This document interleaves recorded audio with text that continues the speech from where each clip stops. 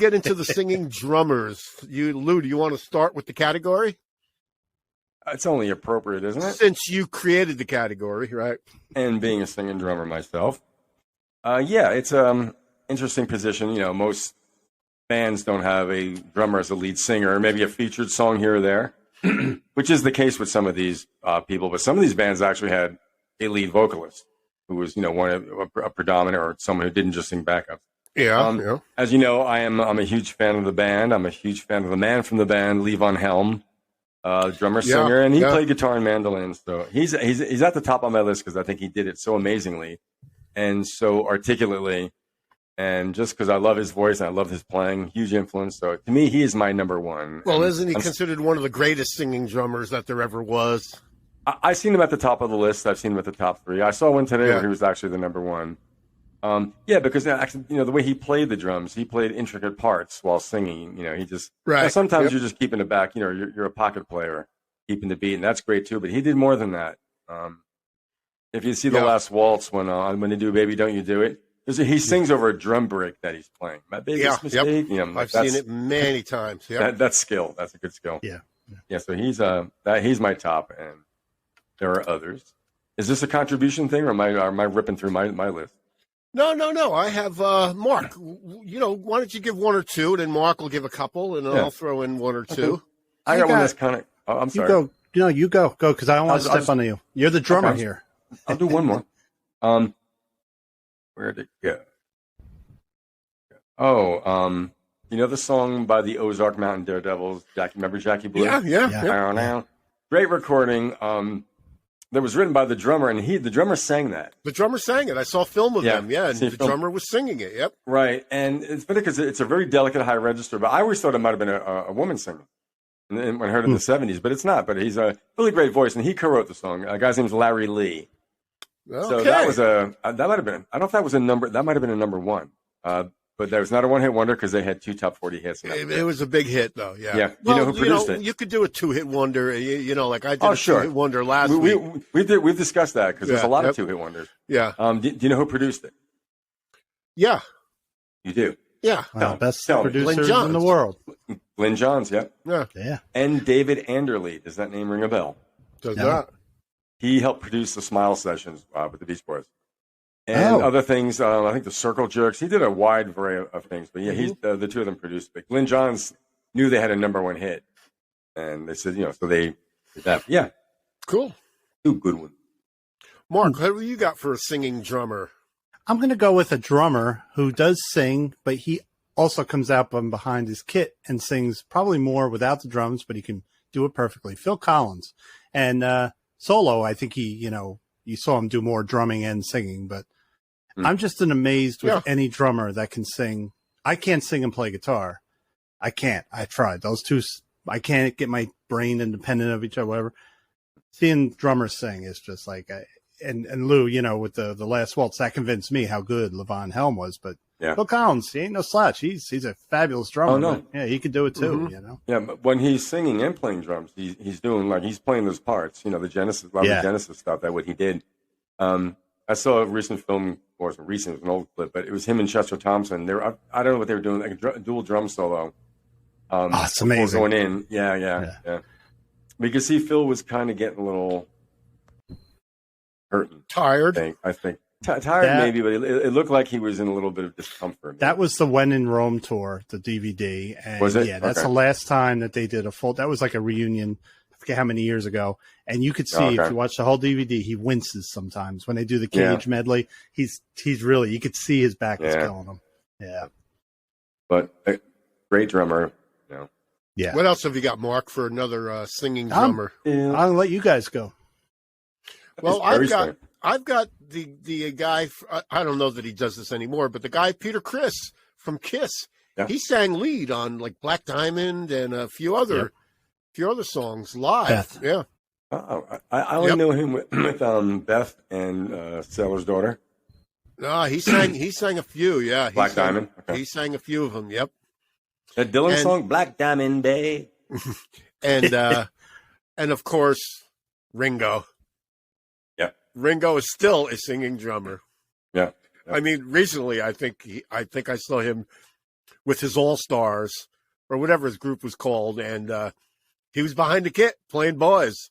Like wow. He's still a singing drummer, man. 80 years old, 82, whatever he may be. You know. Have you noticed how low the keys are now? It sounds good, but they're still stuck now. I noticed when they played it "Don't Come Easy," I noticed it was dropped. Yeah, almost a whole step. Yeah, I like those old Beatle concert videos when they lower the mic over him and he bashes away at it. But what have you got, Lou? Singing drummer. The Eagles, Don Henley. Never heard of him.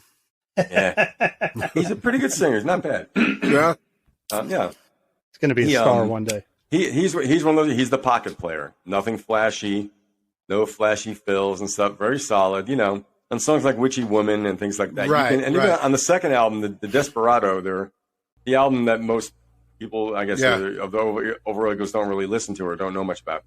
You can tell he could play. You know, but he's not a flashy guy, but he's solid, great timekeeper, and he took his fills. But to sing like he did, yeah. But that was pretty cool seeing those. Great voice too. Oh yeah. Great seeing those old videos where you hear the voice and it's coming from behind the kit. Definitely one of the most notable one. He considers himself as a drummer. He goes singer, songwriter, and drummer. That's his way he rates himself. Cool. He's modest about his drumming ability. Have you got another? I do. Let's see, a whole bunch here. Karen Carpenter. Karen Carpenter. The angel voice, Karen Carpenter, and a pretty accomplished drummer. I recently saw an interview with Hal Blaine. And Hal Blaine said... He's dead, Harry. Yeah, but he played drums on those Carpenters records. Yeah. And he said Karen was a great drummer. He said she just didn't have the studio chops. That's why he was called in. But Hal Blaine said she was a great drummer. Absolutely. Yeah, there's a variety show I did where she went on the drums to other things. But, like I said, that was a live thing. I'm sure she can sing and play at the same time as well. Yeah. There's some videos of her doing it. But, they're videos. But you said to do the studio thing, it's a whole different world. That's why a lot of drummers weren't used. They were the touring drummers. Yep. But, Mark, what about you? Buddy Rich might have mentioned something about her too. Well, saying quite good. There's a lot from that guy. Yeah. Mark, have you got any more singing drummers? Yeah, from a band that I've seen many times. They were unscrupulously called the Kmart Rush of Canada, and they're not. But Triumph, Gilmore. Yeah. And he was a perfect complement to Rick Emmett because Rick Emmett was the guitarist and had the high vocals, and Gilmore had that rock and roll voice. Yep. And this was seeing him, it was back when a roadie would swing in that mic for him to sing and then swing the mic out. Yeah. Is that the group that had Cousin It playing bass? Mike Levine, who actually appeared on Jeopardy one night. No, not Jeopardy. The other one where you try to guess the word where they're doing the letters. Wheel of Fortune. I'm looking at him sitting there one night, feet up. I go, that's Mike Levine. I call up Chris Wheeler. Wow. I'm like, he's trying to make some money because Triumph broke up, I think the last thing I heard Triumph, they had a kind of a hitter album in the late 80s, maybe, mid to late 80s. But I remember hearing from Triumph, but I didn't know he sang. I remember Rick Emmett's voice. Yeah, Rick Emmett had the real high voice. Yeah. But they had a song called Spellbound, which that's the one. That's actually Gilmore singing. Yeah. I saw a film of them at some festival, and he was the singer, the drummer. Yeah. How about good voice. I've got the guy from Grand Funk singing "We're an American Band," Don Brewer. Yeah. Right. I didn't know that. Yeah. He sang that. He actually wrote the song too, and that was apparently that was one of their first songs where they kept, because Terry Knight, they fired him. Terry Knight. It was the manager or producer.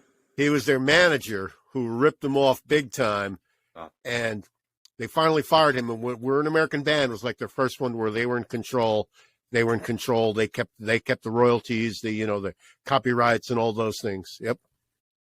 And that was produced by who? I don't know. Todd Rundgren? Didn't Todd Rundgren produce the American Band? I have that vinyl. It's on yellow vinyl. It's cool. And there's a disturbing picture of them naked in the hay on the inside. And then the only other one I can think of is that guy from Rare Earth, that drummer from Rare Earth. He sang a bunch of songs, right? He sang, yeah, Get Ready. I don't know his name, but he sang a bunch of songs, and he was good. Yeah, and then that's an off the cover. Or he is good. Hopefully. Yeah. What else have you guys got? Roll, man. I got one. It is the old one of the '80s classic alternative rock bands, Husker Du. Grant Hart, the drummer. Hart, the late Grant Hart, yeah. Yep. They wrote half the songs. Each Bob Mould wrote songs. Grant Hart wrote songs. Each sang their own, and but a fast drummer too. That Minneapolis sound. Bob Mould always said he was a surf drummer.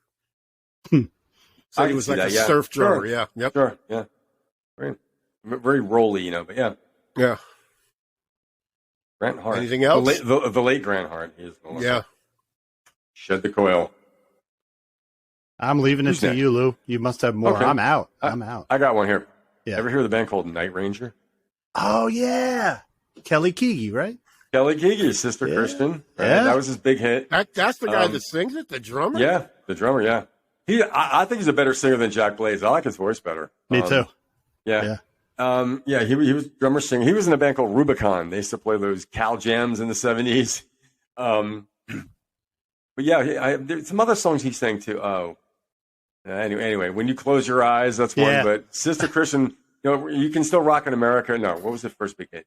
I saw some movie where they were trying to figure out, they was going, carrying us, and they were trying like, what is this guy saying?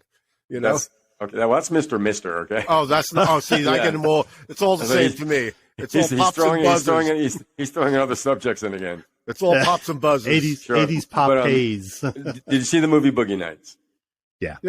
The scene where Mark Wahlberg and John C. Reilly go to rob Alfred Molina, when he's all freaked out with the road, those like gunshots going off. Sister Christian is the song that's playing. That's right. Yeah. Ricky Springfield, he's a buddy of mine. Oh my God. So just a little point there. You remember the blonde guitarist in the band? You had Brad Gillis had the short curly hair. Then you had the guy with the long, with Jeff Watson. He is the nicest guy. He's on Facebook. If you tell him anything, he always says hi. He's appreciative of his fans. He kind of dropped out. He was with Night Ranger, and he said, I'm done with this kind of part of the music business. He stays home. He lives up in the mountains in California, and he's recording. He does stuff on the side, whatever he's doing. And he just had a health scare, so he's coming back from a real serious issue, but very genuinely nice guy. Never took for granted the success they had, and isn't angry about it either. Whatever, they're not as big as they used to be. He's fine with that. What about Dave Clark? Yep. He's a singing drummer, right? He's a singing drummer, yeah. He sang the stompy rock songs. Yeah, yep. Bits and pieces. Yeah, just not unlike the guy in the Romantics. Well, he was on my list too. Let's name him Jimmy Dadinos. That's a stomper. That's what I like about you. What I like, right? Yeah. That's also that's a great pop hit. How many times have you heard it? You could do that. Yeah. But still, that had all the elements, ingredients for a hit single. And it was. Yeah. No virtuoso playing. It's probably 2 minutes and 45 seconds long. I've only got one more. And my list is narrowing down too. I've got one left, and it's Mickey Dolenz. Dang it. Because when the Monkees toured, they were actually on tour playing their own instruments, and he was the singing drummer. Yeah. I think some of those little videos you see too, it looks like he's doing it. He didn't play in the studio. That was Hal Blaine, most likely. The ubiquitous Hal Blaine. Yep. We got to start giving the ding for Hal Blaine, because we're mentioning him a lot too. Yes, we should. Hey, what about John Bonham? John Bonham. He didn't sing. What did he sing? He drank already, and now we're steady. Vodka. All he did was they gave him a bottle of vodka. That was his microphone. I'm being facetious. I think Keith Moon going, bellboy, I got to keep my lip button. I didn't put him on the list. But I had Mickey Dolenz. I got a few more. We got Dave Clark, Roger Taylor from Queen. That one song, right? Yeah, I'm in love with my car. I'm in love with my car. He sang quite a number of songs with them. Yeah. And we've got Buddy Miles. Buddy Miles, He's singing. And we've got Bron Daler from the band Mastodon. Yes. The middle band Mastodon. He's the lead singer. I guess Dave Grohl, I saw him on some lists, but I've seen him do back. Yeah, I don't consider him a singing drummer. He does. He sings and drums. He does. Because, yeah, but well, all right. But he elected to get Taylor